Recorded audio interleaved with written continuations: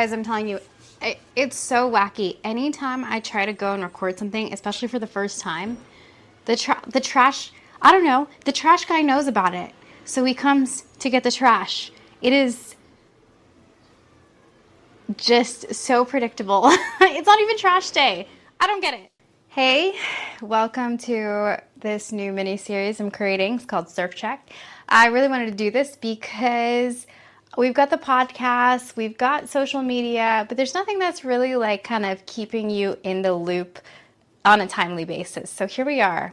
Welcome to the Surf Check. I'm Laura Day. I did not grow up in surfing, so I created the Surf Society, a women's surfing community where we get together to learn more, surf better, and live happy for women who didn't grow up in surfing just like me and are super stoked to improve. Today is May 1st.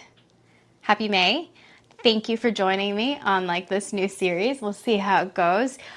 What are we talking about today? I'm going to share with you what we're up to in the Surf Society. I'll tell you about our program for Q2. It's called Finding Flow. And then also, I will share a little bit about my surf, a couple of my surfs this week, and one key insight that maybe you can take away and apply to your next surf session. If you ladies are already in the Surf Society, hi, you guys see me all the time. Every single quarter at the Surf Society, we choose a theme. And the theme for this quarter is called Finding Flow. It's really inspired by being able to watch people surf, or maybe you watch a bunch of reels or clips on Instagram or YouTube. You really see that graceful movement of somebody on a wave where they just look like they're connected, right? They're connected with the wave. I talked about this topic with one of our mentors in the Surf Society, Paul Spooner, and he said, yeah, this is all about learning how to connect a wave through a series of turns. So this quarter, we're focusing on the bottom turn, the top turn, and the cutback. What are the mechanics of these turns, and how do you link them together to find your flow and find that gracefulness on the wave? April was all dedicated to the bottom turn. We did 2 workshops that were really great. We got together, broke down the bottom turn with our Surf Society mentor, Paul Spooner, and then we had a follow-up event after that called Kooks and Legends. One of my favorite events at the Surf Society. Essentially, we pull clips from Instagram that we're really inspired by, or clips that any of our members want to bring in, and we break it down in a really informal video analysis, question and answer type of environment. And it's really lovely because you get to hear what other women are working on and how they interpret these maneuvers, and it helps you think of surfing in a different way. It just gives you an opportunity to ask open-ended questions with a mentor, with somebody who is that legend. If you didn't grow up surfing, you didn't have that person, right? So we had the bottom turn workshop and then this open Q&A, and you get to use that information and let it marinate together and spend this time this month just thinking about your turns. It's such a great environment. If you're trying to get better at surfing and you don't know what to do, that's what we do. We come up with the program and you come in and you join us in this community environment to just learn more, get better, get advice, and be supported by an amazing group of women. I'm going to read a review from the Kooks and Legends that we had this last week because it was so good. So Lisa, thank you, Lisa. I love tonight's session with Paul. So appreciate having an expert share their knowledge with live footage of women surfing. So important to have access to this, and I so thank you. And Lisa, you are so welcome. Anyways, as for the Surf Society, our upcoming events will be going into the top turn in May and also the cutback in, what's the next month? June. Oh my God, we're almost in June. But coming up next week, we're doing a core challenge with Dr. Alexis Pierru-Lee. She's going to work us for 6 weeks. And we chose a core challenge for this quarter because it goes hand in hand with finding your flow, having that core stability to be able to be on the wave and make the wave and surf it gracefully. For you ladies in the Surf Society, you're going to want to participate because you might win some stuff. If you're not in the Surf Society and you're yeah, I want to work on my core too, you can come join us.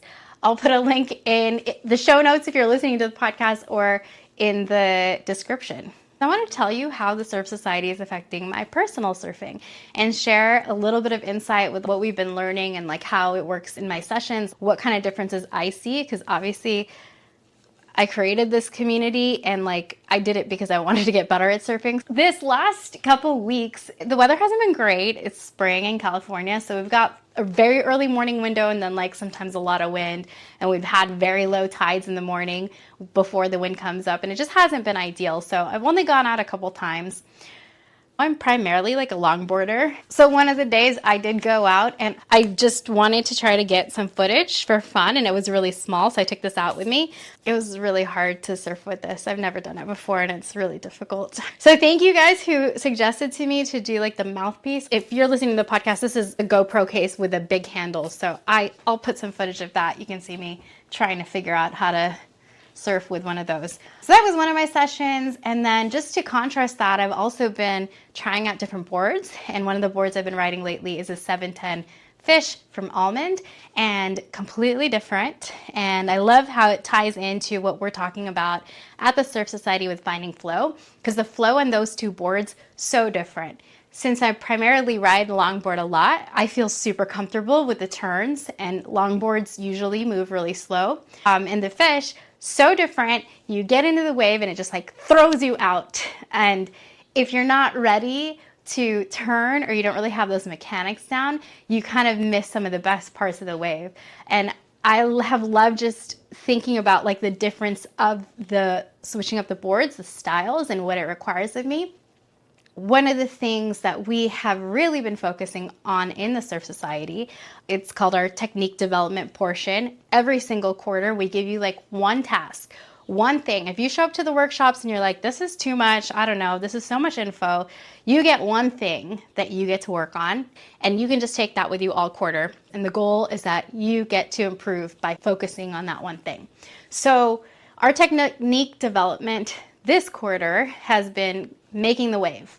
Yes, we all want to do these maneuvers, we want to do these turns, we want to do these things, but it's about taking a holistic approach to surfing the wave and milking it as long as possible. I love this because, as Paul talks about it in the workshop, you don't have to like deeply focus on trying to do a maneuver to learn it. And if you focus on making the wave and taking this holistic approach to surfing the wave, your body and your brain will take all of that experience as information and processing. So then when you go back to actually try to do the maneuvers and start to learn these maneuvers, you already have a sense of flow. That's something I've been thinking about in terms of what that means for a longboard and what that means for something more like a fish. Very different style of surfing for me.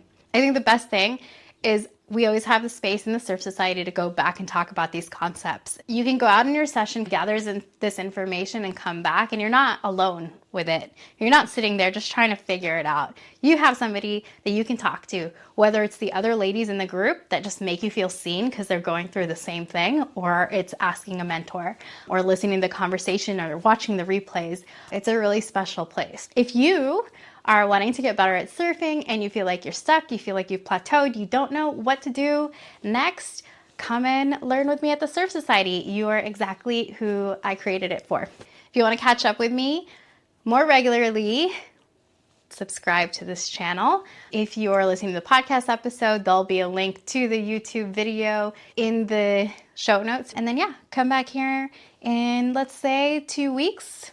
Gonna try to do this every 2 weeks. I'll let you know what we're up to with the Surf Society. I'll let you know how my core is doing after that core challenge, and we'll learn more, surf better, and live happy together.